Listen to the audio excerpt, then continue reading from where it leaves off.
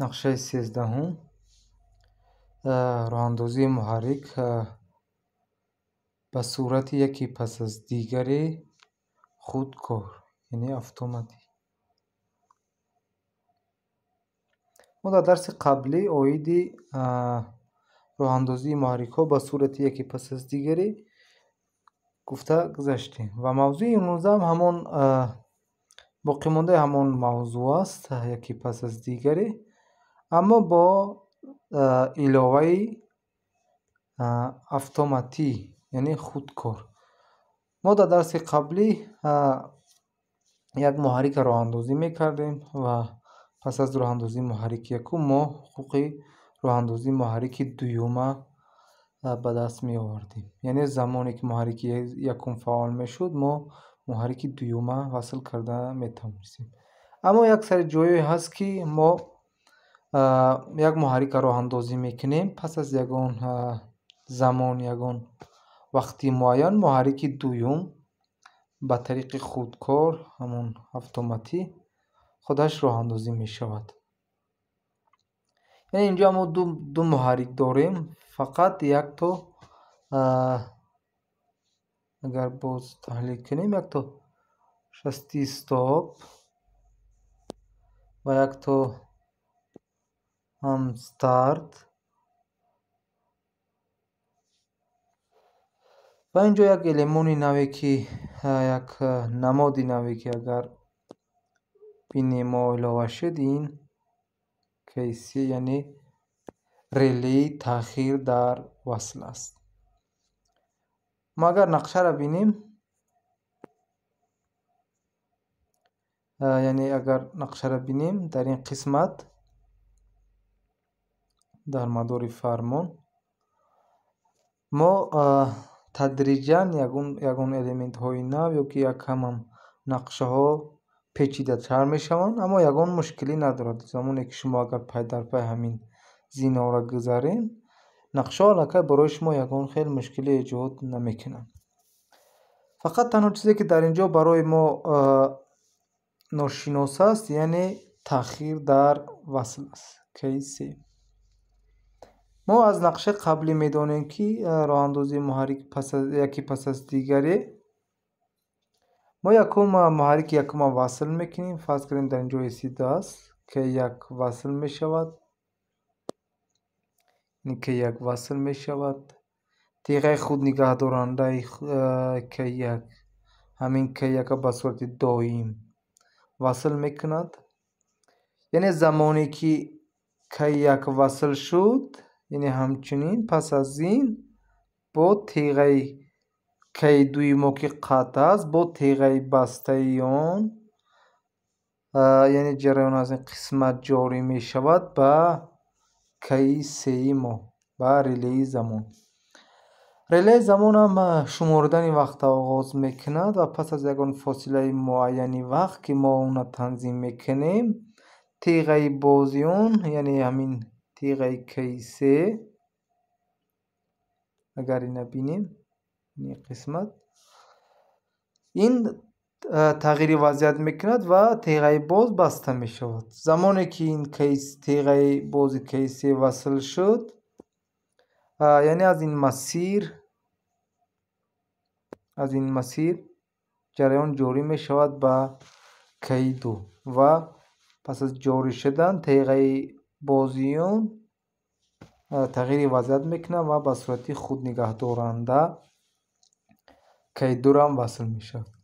اما زمانی که کی دو وصل شد ما اگر اینجا بینیم در مسیر کی سه تیغه بسته کی دوست، یعنی زمانی کی دو وصل شد برای آنکه ریلی زمانی ما دائما زیر شدت نباشد، یعنی اکنون وظیفه ریلی زمان وظیفهش یعنی به طریق اتوماتی راه اندازی کی دو بود، وظیفهش را اجرا کرد بعدم از مدار خارج می شود یعنی زنجیر خارج می شود، یگان لازم در اینجا نیست.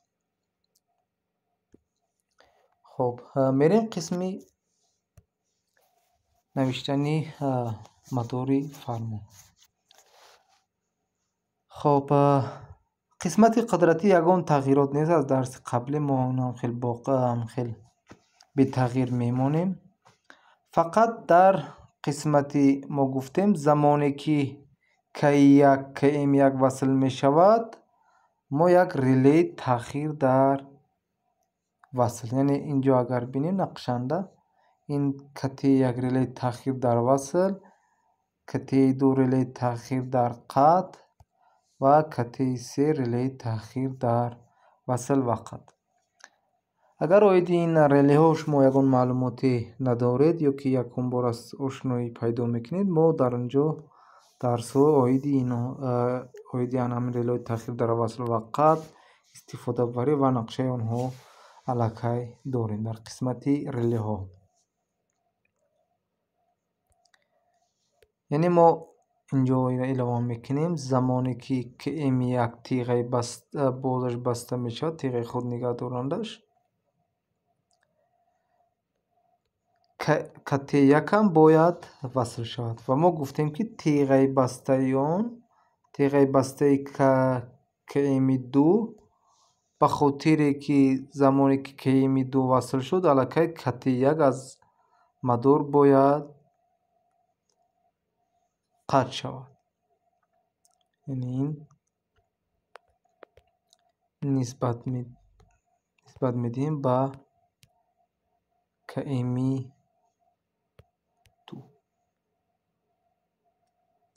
яъне вазифаи ин аз мадор хориҷ кардани KT1 аст. хуб, мо дар дарси қаблӣ муҳаррики дуюма тариқи ACD роҳандозӣ мекардем. аммо инҷо ҳамон ACD барои мо ягон хел лозим нест ва тиғаи бози KM1. фақат мо ниёз дорем ба тиғаи бози KT1. яъне инҷо мерем қисмати тег KT, яъне мо агар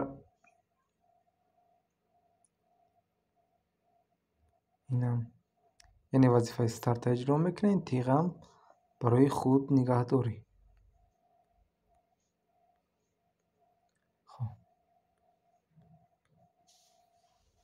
яъне комилан тақрибан мисли ҳамин масири KM1 аст. яъне дар ҳамин қисмат агар бинем, ҳаминам мо як шасти старт дорем S1. инҷо ҳам вазифаи старти моро релеи замон иҷро мекунад. мерем қисмати танзимоти релеи замон. агар бинем як чизи дигар бо номи делей, яъне таъхир. инҷо чанд сония таъхир шавад барои мо муайян аст. фарз кунем мо мегӯем 3 сония. 3 сония мумкин камтар аст.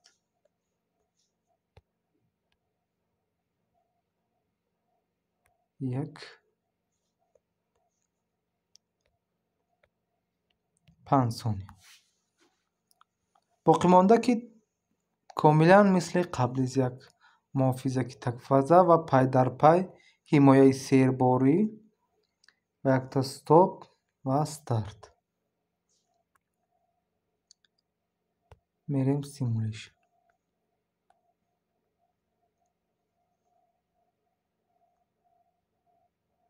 хуб, сараввал S1 васл мекунем ва мебинем ки KT1 шумурдана оғоз кард. яъне ба тариқи автоматӣ тиғаи бози KT1 баста шуд ва KM2 роҳандозӣ кард. пас аз роҳандозии KM2 тиғаи бози он ки рақами 13 ва 14 аст баста шуд ва KM2 ба сурати доим амал кард. яъне дар инҷо KT1 мо ба сурати лаҳзавӣ як замон, фақат замоне ки KM2 васл шуд кор кард, яъне замоне ки KM1 васл шуд кор кард ва то замоне ки KM2 васл мешавад. аммо KM2 мо аз ҳисоби ҳамон тиғаи худ нигаҳдоранда, аз ҳисоби ҳамин тиғаи худ нигаҳдоранда ҳолати васли худша нигоҳ дошт. яъне бо як бори дигар мерем стоп. қисмата мебинем хеле замон шумурдана ва чӣ хела кемиду ба тариқи автоматӣ худкор роҳандозӣ мешавад. яъне ин буд нақшаи роҳандозии муҳаррики асинхрони ба сурати муҳаррикҳои асинхрони ба сурати яке пас аз дигари автоматӣ худкор.